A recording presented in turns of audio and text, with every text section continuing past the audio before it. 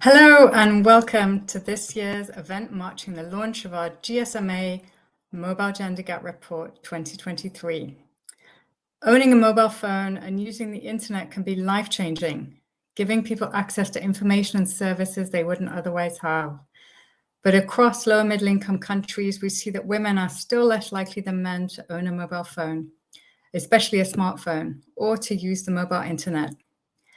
At the GSMA, we've been tracking these mobile gender gaps since 2017, and we're pleased to be here today to share with you the latest data and trends from this year's report. And we're delighted to have experts speaking with us today from ITU, Safaricom in Kenya, and Jazz in Pakistan, as well as from the GSMA, to share their thoughts and reactions on this year's 2023 Mobile Gender Gap Report. Please do use the chat to introduce yourself and ask any questions we might have. Now, let's get started. And first we go to Kenya to hear from Safaricom's Chief Consumer Business Officer, Fazia Ali.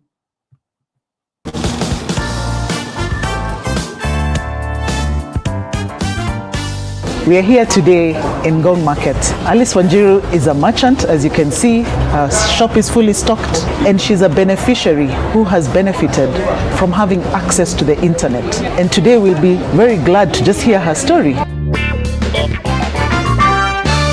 So Alice, habari yako? Nzuri. Leo tumekuja kukutembelea. Karibu sana. Hii biashara ulianza lini? Nilianza back 2018. Na nilianza na kitu kidogo sana. Juu vitu kama mafuta sikuwa nauza, nilianza na plastic. Na saa hii naona imekuwa mzuri. Imekuwa mzuri kabisa. Sasa nini imekufanya biashara yako ikanufaika kutoka that time na this time? Sababu Kenya kimenisaidia. Kuna hii simu ya lipa mdogo nilichukua ya internet. Hiyo ndio imenisaidia sana sababu nilikuwa na post vitu na watu wananiitisha. So imenisaidia sana. Okay. Na hii simu ulipata vipi? Ndio wengine waweze kujua vile pia wanaweza kuipata. Niliangalia kama niko qualified kwa *544#. Nikaona niko qualified. Nikaenda kwa customer care. Ndio walinisaidia sasa kuchukua simu. Walikuonyesha maybe kuna apps hapo ambazo unaweza kutumia? Walinionyesha kuna app, walinionyesha kama WhatsApp, Facebook, venye naweza tumia nikuwe benefit na hiyo simu. Okay. Na imenisaidia sana. Hebu tueleze una post wapi kwa internet na wateja wanakupata vipi, alafu unawapelekeaje hizo bidhaa? Na post kwa group sawa mama na group ya kanisa. So naweka namba yangu hapo. Sasa mtu akipata anakwambia unaweza niletea mahali fulani, nampelekea. Na mwingine anauliza unakuanga wapi, namwambia nakuanga kwa soko Ngong Market. Wanakuja mpaka hapo. Sasa tangu umeona umeweza kupata watu wengi ambayo kama ungekuwa tu mahali kwa duka labda ungeweza kuwapata kwa sababu ya internet. Yote niseme internet imenisaidia juu nimeweza kupata customer wengi zaidi. Upande wa familia, hii simu imekusaidia vipi? Imenisaidia kwa sababu I'm the breadwinner. I'm a single mom. Warrior. So mimi ndio kila kitu, nimesomesha watoto, nimesomesha mtoto na nimemaliza form 4. Well done. Congratulations. So hii simu ya internet ukisema tukimalizia na ukielezea wamama wengine, unaweza waeleza vipi? Mimi yangu naweza waambia mtu anaanzaga kidogo alafu mtu angalie kama ako qualified. Anaenda kwa *544#, anaangalia kama ako qualified. Na hiyo simu inaweza pia kumsaidia kifamilia na kibiashara pia. Asante sana Alice. I mean, you've heard it from Alice. I mean, a truly transformational story of how access to the internet can provide such great empowerment to women. She has been able to grow her business. She has been able to take her kids to school. It's a really great thing. And at Safaricom, we are committed to supporting women. And as a result, we have given a commitment to GSMA as an organization to provide access to the internet, access to financing to women as a way to transform their lives and the lives of those who depend on them. Alice, thank you very much for your time. We wish you all the very best. I love what she's told me about how she's actually already empowered 4 women to get access to these devices. We encourage you, endelea kusaidia wamama, na asanti sana. Karibu sana. Thank you so much.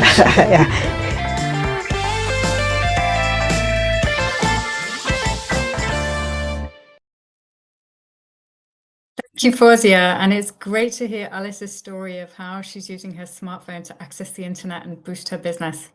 Later this year, we'll be publishing a new report with data and insights specifically on women micro-entrepreneurs, so watch out for that too. But next, let's hear from this year's Mobile Gender Gap findings. We have Nadia Jeffries, our Insights Manager for Connected Women and lead author of this year's report. And she's going to share with us a few highlights from the key findings. But before we get started, I'd like to take a moment to thank the UK Foreign and Commonwealth Development Office and Swedish SIDA for the incredible support and partnership. This report wouldn't have been possible without them. So over now to Mats Granyard and Doreen. Thank you very much for joining our session today. I'm Nadia Jeffrey, and I'm going to be sharing with you the key findings from our 2023 Mobile Gender Gap Report. So the Mobile Gender Gap Report series is an annual report that we've been publishing for the last 6 years, enabling us to comment on the trends in the gender gap across low and middle income countries, or LMICs. The findings of our latest report and previous reports are drawn primarily from the GSMA Consumer Survey and are supplemented by other third-party data.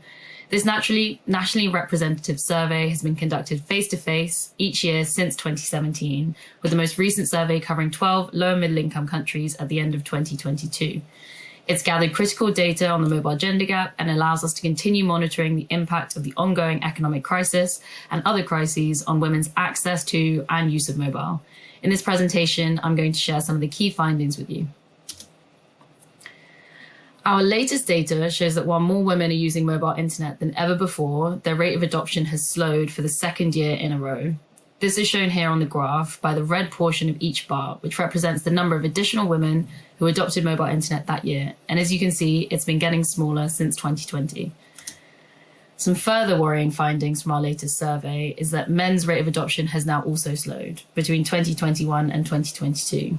These decreased adoption rates among women and now also men highlight that progress towards digital inclusion is slowing for all in LMICs. If we take a look at what this means in terms of the mobile internet gender gap, we see that it had been consistently reducing from 2017 when it was 25%. What this means is women were 25% less likely than men to use mobile internet.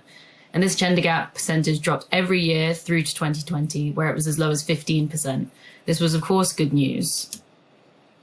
However, our latest estimates for 2021 and 2022 show that this progress has stalled for 2 years in a row, with the gender gap in mobile internet use now at 19%.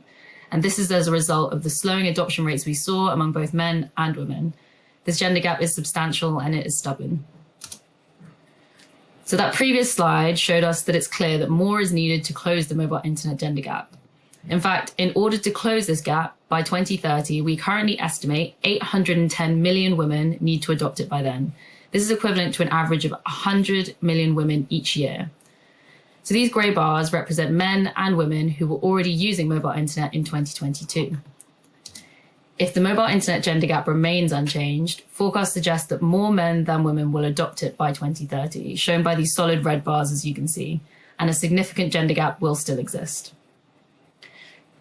To close the gap by 2030, more than double the number of women currently forecasted to adopt it by then must do so, shown by the shaded portion. So to circle back, based on this forecast, a total of 810 million women would be needing to adopt mobile internet by 2030 to close the gap, equivalent to 100 million women on average each year. So where should we focus our efforts? Let's look at where the gender gaps are biggest. Gender gaps vary widely by region and by country, and of the 900 million women across low and middle income countries who do not use mobile internet, almost 2/3 live in South Asia and Sub-Saharan Africa. These also happen to be the regions with the 2 largest gender gaps at 41% and 36% respectively, By comparison, the mobile internet gender gap can be as low as 2% in Latin America and the Caribbean. Now, if we want to close these gaps, we need to understand what's preventing women from owning a phone all the way through to using mobile internet regularly and accessing its full potential. And we use a simple framework to understand this, which is the mobile internet user journey. Gender gaps tend to widen at each stage of this journey. So the gender gap for mobile ownership across low and middle income countries is 7%, where it continues to remain largely flat, highlighting that those who still don't have a mobile phone are proving difficult to reach. It is, of course, important as well to look at what type of handset people own, as smartphone owners are typically more likely to use mobile internet.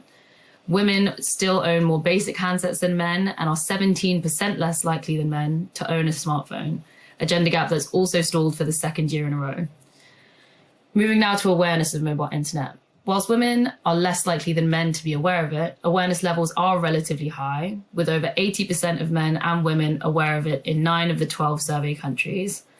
However, mobile internet awareness doesn't always translate to adoption, and there are many people, but particularly women, who are mobile users and are aware of mobile internet but do not use it, suggesting other barriers are preventing them from doing so. And as we've seen, the mobile internet gender gap is still high at 19%. Of course, beyond mobile internet adoption, it's also important to compare how regularly women and men are using it, and whether it's meeting their life needs to the same extent. Despite the persistent mobile internet gender gap in most survey countries, once men and women become mobile internet users, the vast majority do tend to use it every day. But most of these users, especially women, only do so for a limited range of purposes.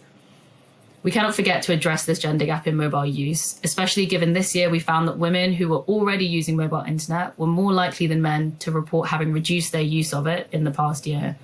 And these women were more likely to be rural and less educated, highlighting how the current economic crisis has impacted those who tend to be more disadvantaged already.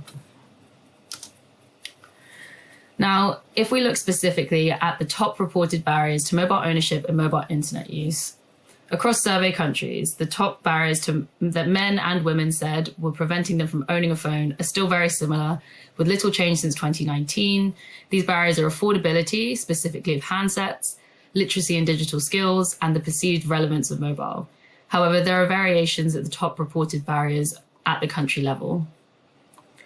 Across our countries, our research found that once women are using a mobile phone and are aware of mobile internet, the top barriers preventing them from adopting it are affordability, primarily of internet-enabled handsets, a lack of literacy and skills, and then safety and security concerns. These overall rankings also have not changed, despite the global economic crisis that began in 2022. You'll notice that also these same barriers will appear for men. However, millions more women than men face these barriers because so many more are offline or they don't own a phone. We also see that these barriers disproportionately impact women, as women tend to belong to the groups that are most likely to be unconnected, such as those who are unemployed or have low literacy levels and are often affected by social norms, which make mobile ownership and use more difficult. While addressing these barriers is a challenge, the potential socioeconomic benefits of doing so are substantial. Firstly, the commercial opportunity for closing the mobile gender gap is significant. We estimate that closing the gender gap in mobile ownership and use across low and middle income countries presents a $230 billion opportunity for the mobile industry. And at least 85% of this estimated opportunity is derived from closing the gender gap in mobile use alone.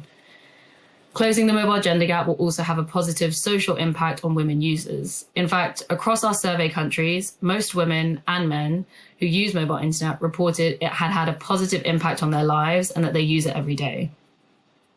Closing the mobile gender gap will also benefit society and economies more broadly and contribute to the UN's Sustainable Development Goals, including those related to education, health, poverty reduction, and of course, gender equality. So, what can stakeholders do to address the mobile gender gap? Our full report provides more specific recommendations for different stakeholders to consider, but here are 4 high-level actions we'd like you to take away. Firstly, ensure that there is a focus on gender equality and reaching women at an organizational and policy level through senior leaders championing the issue and setting gender-specific equity targets. An example of this is our Connected Women Commitment Partner Initiative, where more than 40 operators set targets to increase their female customer base and have already successfully reached over 65 million additional women since 2016. Gender disaggregated data is also crucial. It's crucial for measuring the gender gap and informing investments and action to address it. While our survey does fill important data gaps, much more is needed to understand women's mobile use, their needs, the barriers they face, especially in the different contexts and among specific groups. This could include further research and data to understand why women were more likely than men to report reducing their use of mobile internet in 2022. And when it comes to designing, implementing mobile-related products, services, policies, and initiatives, stakeholders should ensure that women's needs, circumstances, and challenges are explicitly addressed. And this includes addressing the key barriers faced by women, as well as consideration of the social norms that can contribute to them experiencing those barriers more acutely than men. A couple of examples when it comes to the top two barriers mentioned earlier. Affordability. This could be improved by policies and initiatives that lower the upfront cost of mobile handsets, particularly internet-enabled handsets, which would disproportionately benefit women. For example, lowering mobile-specific taxes and handset financing initiatives. Literacy and digital skills. Mobile operators, the development community, and others could invest in mobile digital skills training that purposefully target women as well as men to increase their digital literacy and confidence levels. And then finally, collaborate and partner with different stakeholders to address the mobile gender gap. As the barriers that women face, they are complex and they are interrelated. Targeted intervention is needed from industry, policymakers, the development community, and other stakeholders to ensure that women are no longer left behind. This year's data is a clear call to action to do more to ensure that women are not further excluded from an increasingly digital society. With informed, targeted action, we can tackle these existing mobile gender gaps. If you want to know more, you can read the full report, which is out today, and you can see the details on this slide. Thank you for listening.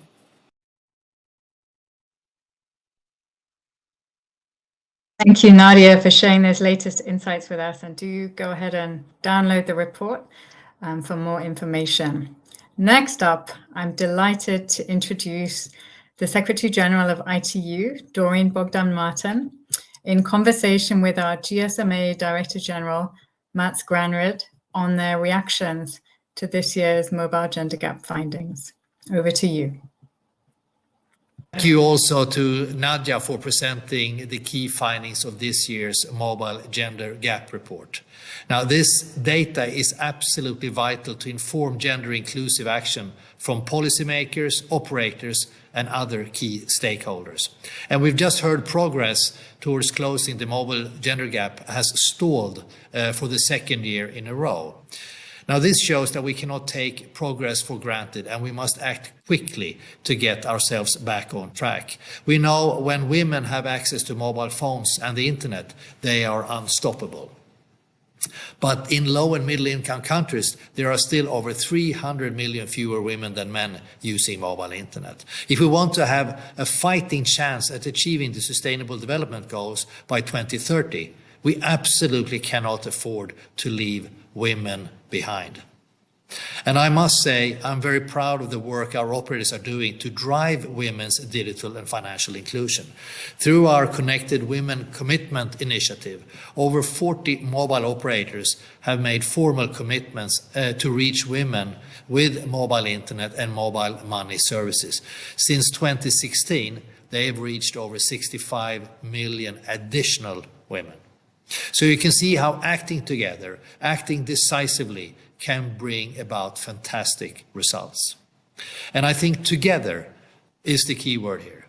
This is not just women's issue or an issue for mobile operators. Achieving digital gender equality is a global issue that affects us all. That's why I'm proud that the GSMA also works with and supports governments to address the mobile gender gap, sharing our expertise and data, and through our revamped capacity building courses for policymakers. The challenge that lies ahead is a big one, too big for any organization to solve on its own. But I know that by working together, we can achieve our shared goals of digital gender equality. So with that, I would like to introduce another great advocate for closing the mobile gender gap, the Secretary General of the ITU, Mrs. Doreen Bogdan-Martin, who has been an excellent leader and a key partner in tackling the digital gender divide. So Doreen, thank you very much for being here. We are just so delighted to have you back again to discuss this year's Mobile Gender Gap reporting findings. Now this year as Secretary General of the ITU. So first, a big congratulations on that very important role. Thank you. Thank you, Matt. Yeah, I would like to hear your reaction on this year's findings. Is there anything specific that surprises you? Well, let me start, Matt. First of all, thank you, and great to be here. And I want to congratulate you, Matt, and of course your whole team for another, I think, great report. I always look forward to this report and really welcome and appreciate the careful data analysis that goes into making the report. I think it helps us at the ITU and practitioners around the globe to be better equipped in terms of designing more effective interventions to close the digital gender gap. I think in terms of the findings, my reaction would be a bit mixed, I think. The report offers some reasons to be hopeful, and I think at the same time, also gives us some concern, I would say. The one that jumped out at me right away is that the gender gap in mobile internet use remains relatively unchanged, and of course this is consistent with our own data that looks at overall internet use for women and men globally. I think on the positive side, Matt, we see the parity score slightly up, so I guess that's positive, but that score only gives us a partial picture, and of course that gap has actually increased, as your findings show, by some 20 million over the last year. So I think that's concerning. Also, the finding about adoption rates slowing, of course, is also a reason for concern. We saw adoption go up during the pandemic, and now we're back to kind of pre-pandemic adoption rates. And then the last point, Matt's, in terms of the smartphone ownership, that stagnation, I think, is a concern for both GSMA, ITU, and I think women around the globe. Yeah. No, I think that's very well put. I mean, it is certainly not the time to be complacent. I think we can agree Absolutely. on that. So from your vantage point, what do you see as the main drivers of this slowdown of mobile internet adoption? And as we all know how important that is to get people on internet. What is the main reasons, as you see? What's the reason for this slowdown? And how should we refocus our efforts to try to overcome those barriers? Yeah, that's a great question, and I do think we have to refocus. We have to double down, because I don't think the problem, this gap, is going to disappear magically. It needs very, very focused interventions. And in terms of the barriers that we see and that you have also seen. The cost issue, so the affordability, a lot of that having to do as well with the cost of handsets. I think the literacy piece is also a big one, so that lack of digital skills, digital literacy, is keeping women and girls offline. I think also the rise in online safety and security concerns is also a big barrier to get women online.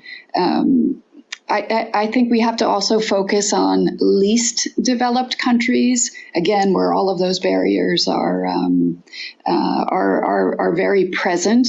We only have 3 in 10 women using the internet in those LDCs, and if we can tackle the barriers, I think women in low and middle income countries have the most to gain. And of course, we often talk about meaningful connectivity, and I think that's where we have to be focusing. So it's not just getting the connection there. And as you have cited many times, we've done well on mobile coverage, but now we need to do better in terms of bridging that usage gap and making sure that the connectivity gets to those that need it, that they have the content, that they have the local languages, that they have the services that can benefit their lives. Yeah, so it's a daunting task for everyone. I don't think there's one organization that can sort of solve this. We need to really work together as partners, both private sector, but public sectors, the governments, regulators, operators, etc. So it is a monumental task, but it is, as you rightly said, so important to drive that forward. Now, if you could sort of prioritize one thing that we should, as collectively, focus on this coming year. You've spoken about the different barriers, but also regions. Should we look at the least developed countries, or mid, or a specific region? What would you highlight? Where do you think we should really focus our efforts? Yeah, thank you. I think we have to be focused on the least developed countries, the landlocked developing countries, the small island developing states, and places where women and girls are digitally excluded, and by them access to that connectivity, giving them the devices that they need. I think so many things can happen, Mats. And, we've worked together in partnership on many fronts. I think the commitments that we have seen around our Partner to Connect Absolutely. I think that gives us a lot of hope, with many commitments on the digital gender gap. Of course, our work on equals as well, to focus on the access, on the skills, and on the leadership pieces. And I also think when it comes to education, that's a big one. Investing in women and girls' education, and the work that we have done with UNICEF to bring connectivity to schools and bring opportunities to young girls. Yeah, no, that's excellent word. Thank you so much, Doreen, for your valuable insights. And I think, working together as true partners is absolutely the way to go forward, as you rightly said. Now, I hope that everyone that listens in can reflect a bit on, what we all can do with our respective organizations to enable women and their families to reap the full benefits of connectivity. So thank you again, Doreen, for being with us, and for your support and all your leadership and hard work in trying to bridge the digital divide. So thank you very much, and back to you, Isabel. Thank you, Mats. Thank you, Mats and Doreen. As Matt said, the partnership is critical for addressing the gender gaps. And as Doreen mentioned, we need to double down our efforts to address the gender gap in mobile internet usage, especially in those least developed countries. As we heard earlier from Nadia, some of the widest mobile gender gaps are in South Asia. And now we turn to Pakistan, where a number of organizations are working hard to address these gaps, including Jazz. And we're delighted to have with us today the CEO of Jazz, Amir Ibrahim, in conversation with our Head of Digital Inclusion at GSMA, Claire Sibthorpe. Over to you, Claire. It's great to speak to you, and thank you so much for joining us today to share your reactions about the report we've just launched. So while there's still a significant gender gap in Pakistan, our data from 2017 has been showing that it's been reducing, which is great. And I know that Jazz have been working incredibly hard on this issue for a number of years now. So I was wondering if you could just tell us a little bit about why is it such an important issue for Jazz to focus on, and a little bit more maybe about what you've been doing. Thank you, first of all, Claire, for reaching out to me. This is a subject that I am deeply passionate about, not only because I think it makes good sense as a human being, but also it's good for the business, and eventually it's really good for an emerging and a developing country. Unfortunately, we operate in an environment where many people think that a woman's role is only in the household or as a mother to a family. We actually deprive them of the opportunity of playing a huge contributory role in the economy. So, and we all know that smartphones have a huge impact when it comes to basically providing that level playing field to all individuals, whether they are urban, suburban, more educated or less, male and female. So this is a great equalizer. Internet and digital inclusion is a great equalizer. So for somebody like myself, it's not only the right thing to do as a human being, but also for our business and for our country. So, and that perhaps reflects the reason why we are so passionate about it. As a matter of fact, when I talk about CSR or, like what is the soul of our organization, I very frequently say it is to help improve the lives and livelihoods of women through technology. That's the reason why we exist. So whatever we do over here is a commitment to further that cause. That's great. It's great to hear that's such a great commitment. So I don't know if you want to share anything a little bit about what you're specifically doing to reach women. That would be, I'm sure this audience would love to hear that. Sure. And I think the first thing is to really identify a problem and then eventually make a commitment, which is public and which is visible. So you expose yourself to falling and failing if you don't hit that number. So a few years ago, we made a commitment that we will have at least 30% female mobile phone users in our network by a certain time period. I think it was the end of 2025. And we started 2018 where only 11% of our customers were women. So that was a visible and a public commitment. And I think I also made it at a GSMA event, if I remember correctly, in Barcelona 2 years ago. So that put more pressure on me. And then when I'm under pressure, I put pressure on my team to make sure that they are actually helping me deliver what I have made as a commitment.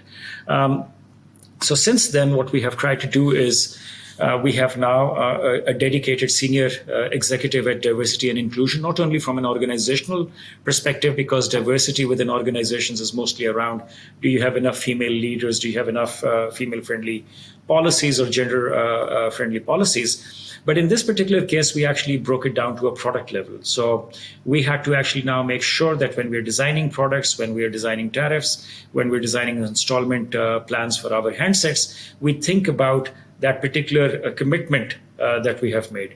So with regards to this, I think we have made the affordability aspect, which has been, in addition to cultural aspects that deprive women of the equal opportunity, financial affordability is also a key thing. So at least that's one thing where we could have stepped up and made sure that we can get rid of that particular barrier.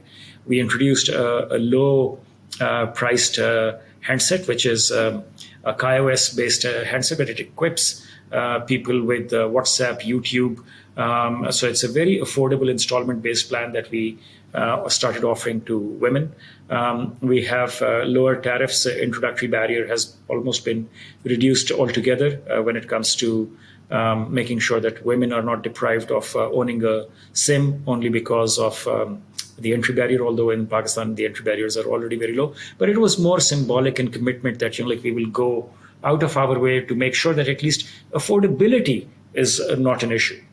And then I think what we're also doing quite frequently is publicly making and reinforcing that commitment, not only within our own channels in the telecom world, but also in any business forum where I get the opportunity to speak. I highlight that in Pakistan, broadband and internet is a great equalizer.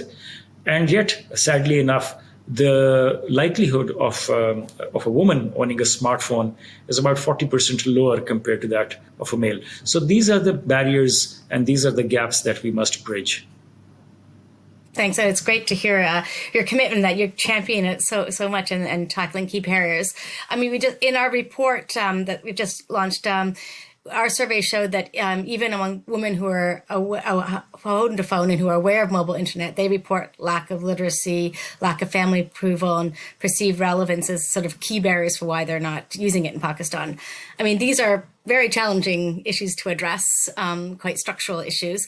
And I know that, these are also issues I think you're also looking at. What are your main learnings from some of the work that you've been doing to tackle also some of these barriers, both affordability, the what you mentioned, but also some of the other ones? So certainly, I mean, typically one thinks about affordability, and through our dialogues with various players in the community, in the society, NGOs, we realize that it is not only about affordability, because in a household, perhaps a medium to a low income household, maybe a teenage boy is more likely to have a smartphone than a teenage girl. So the affordability thing should have applied to both of them equally, but it doesn't. So there are still cultural norms that perhaps limit parents to be a little bit more egalitarian in their approach towards providing communication tools and internet to their children. So we had to not only reach out to the women, but also to the households. And we are currently now engaged with a rural development program where we actually realize that we have to actually go and start communicating to the families, to the mothers, as well as to the fathers by a physical outreach program where we start talking about the benefits of broadband, some of the perhaps horror stories that they have either heard or created in their own heads, and try to diffuse that.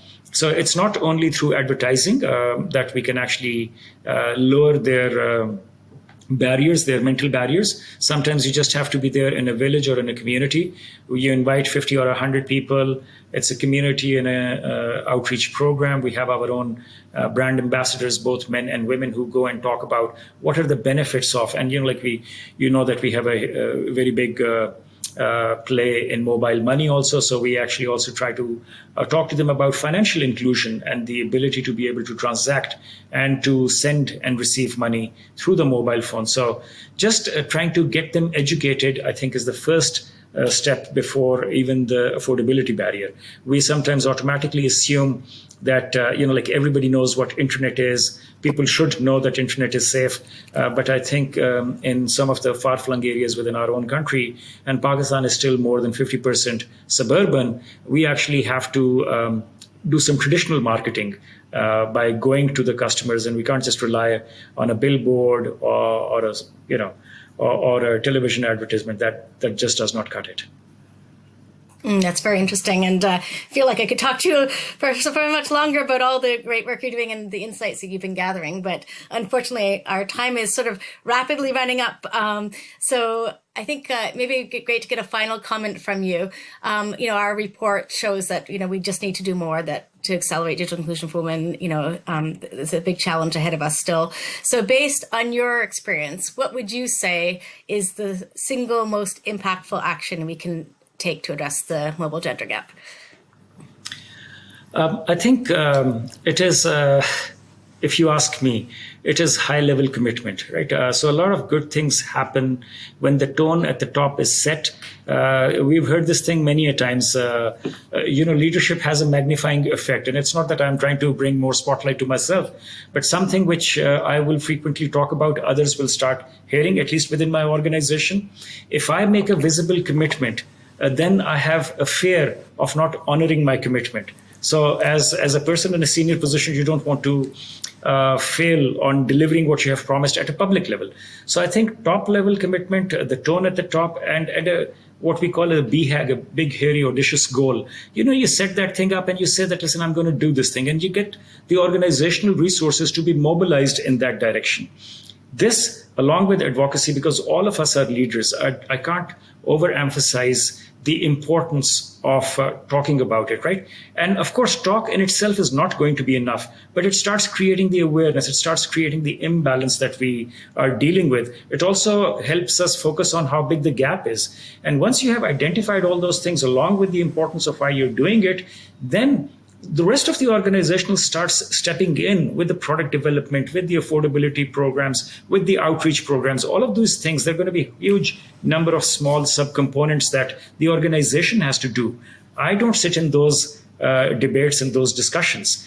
I just say that I need to have 30% by this thing. I need to have 50% financial inclusion in the next 5 years. Those are the commitments that I make, and then the rest of the organization supports. I, as a leader, just have to go back at periodic intervention times and say, listen, where are we on this thing? Where are we on our 30% commitment?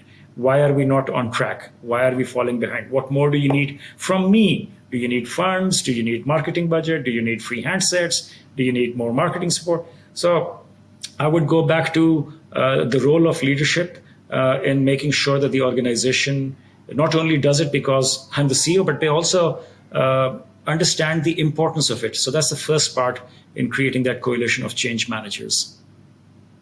Great. That's fantastic. It's a great piece of advice. And I hope that everybody's listening hears that. And then we have more commitments. We definitely need more commitments in this space. So thank you so much for your time and sharing your words and your learnings and your words of wisdom. And thank you so much. Thank you. Glad to be here.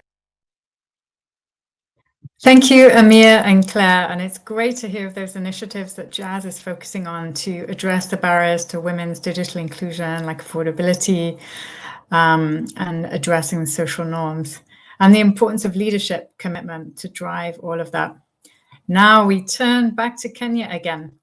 We heard earlier Alice's story of how getting her own smartphone made a really big difference to her small business, being able to access the internet, and the impact that had on her family. Now it's a pleasure to introduce the CEO of Safaricom, Peter Ndegwa, and to hear more about Safaricom's continued work in addressing the mobile gender gaps in Kenya. Back to you, Claire. Really great to have you join us for the launch of our report. So we've heard that while the global economic crisis has negatively impacted digital inclusion overall, it's great to see that the mobile gender gaps have narrowed slightly in Kenya over the last year, which is great. But I think our data is also showing that a number of women, and more women than men, have reported they've decreased their mobile internet usage in the last year, particularly those who live in rural areas, are less educated and older. And I was just curious, does this resonate with what you're seeing in the market? Yes, so first of all, thank you, Claire, for having me on this. Always great to talk about inclusion, and in particular digital inclusion, which is a great topic because it makes a big difference to a lot of our people across the country. And we still have very many excluded people. In terms of what we are seeing, of course, the crisis that the world is facing, and of course that affects Africa and Kenya, is affecting customer disposable income. So in many ways, we have seen impact across all our offerings. So we've had to reduce prices on mobile data, offer more usage for less value or for the same value, and also even have had to do more to actually make devices more affordable. So it's not surprising to see people complaining that they are using less, whether they are men or women. But it's great to see that we are not widening the gap. In terms of specifically the reason why there's a gap between men and women, and especially for rural areas, it's primarily three things. One is the penetration of smartphones, which we have continued to drive. The second is affordability of all smartphones, but also of mobile internet itself. And then thirdly, it's sometimes when people are not sure whether it makes a difference, whether they use the internet or not, or whether they are from places which they might not be as well educated. And in some societies, it's the men who have the phones. So sometimes it is also a cultural issue that we have to address. That's really interesting, and interesting that what you're seeing in the barriers. And I think that's exactly also what our sort of report is showing, is that, handsets and affordability are a big issue, and lack of literacy and skills and perceived relevance. I was just wondering, I know you've been doing a lot of work on these issues, really interesting stuff. I was wondering if you could just maybe share a little bit more about what you've been doing to address these barriers, and also some of the lessons that you've learned. I'm sure the audience would love to hear. Yes, so Claire, we've been doing a lot. In fact, we've been leading the way in terms of ensuring that we leave no one behind, improve penetration and access to mobile internet. And indeed, since the election in Kenya last year, the new government has actually made ICT and digitization and actually access to the internet as a big enabler of its social and economic agenda. And we have, for example, recently been involved in launching one of the most successful accessible credit, which is called Hustler Fund in Kenya, where we now have about 15 million people who have already borrowed more than 24 billion Kenya shillings, which is more than $200 million. And the gender split is almost equal. So which is great. And although it's about 48-52, that's not a very significant difference in terms of borrowing between men and women. So we are leading the way. So a number of things that we've done. We have focused a lot on affordability of smartphones through a Lipa Mdogo Mdogo campaign, which is pay little by little, which is pay as you go mobile device financing. You pay $5 as a deposit and 20 US cents every day of M-Pesa. That has really attracted a lot of customers, and we are seeing incredible interest, especially from women, especially rural and peri-urban women, which is fantastic. The second aspect, and we saw a slight decline in sale of smartphones because there was also an increase in taxes last year. So sometimes duties and taxes affect the cost of imported mobile devices. And what we've now agreed with the government is, as an industry, we are working with a partner. We'll produce phones locally, so we'll assemble phones locally so that we are able to hit those price points that we think are important, which is around $50 US. And then also agree with government whether, because we have something we call Universal Service Fund, which MNOs contribute to the national kitty. And it was primarily to provide access of internet in places which are not commercially viable. But now we are saying to government, you can use that same money to actually give devices or subsidize devices, because that is an important element of access. So financing on a pay-as-you-go, local device assembly, and then the other element is actually reducing the cost of accessing the internet, the data cost. So we've been reducing data cost in Kenya for the past 3 years by 75%. In the past year by about 30%, and we've seen usage increase significantly. Usage more than double in essence. So that reduces the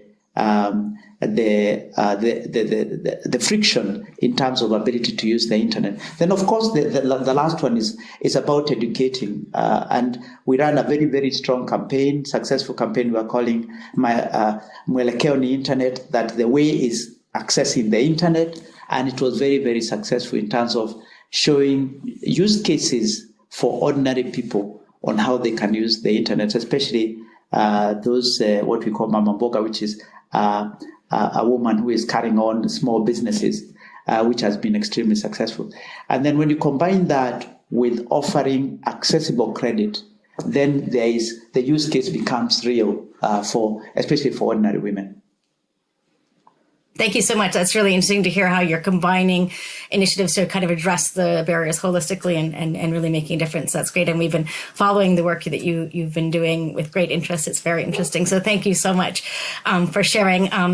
Unfortunately, we have limited time together, and I wish we could talk more. But I'd like to maybe ask you one final question, which is, based on your experience, what do you think is the single most impactful action we could take to address the mobile gender gap?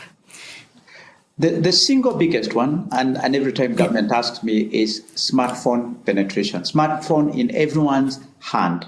We have 15 million unique 2G users in Kenya, a lot of which are women. If we could convert those to 4G, it will make a material difference in our ability to get internet access. Interesting. Thank you so much. And thank you so much for your time today and for joining us. It's been a real pleasure talking to you. Thank you, Claire. Thank you. Thank you very much. Thank you, Peter and Claire. Great to hear of all that Safaricom is doing in Kenya. As Peter said, driving smartphone penetration is really key and crucial to closing the mobile gender gap in Kenya and in other countries. So making smartphones and internet access more affordable is crucial. As is focusing on what would make the internet most relevant for ordinary people, highlighting aspects that could be useful in everyday life, especially for women, so that everyone can benefit from all that the mobile internet has to offer. Thank you to all of our speakers today with their powerful calls to action on addressing the mobile gender gap. And thank you to all of you for listening in from around the world. Great to see the comments and questions in the chat. Please do go ahead and download the report. And as Doreen said, let's refocus our efforts and double down on closing the mobile gender gaps. Thank you.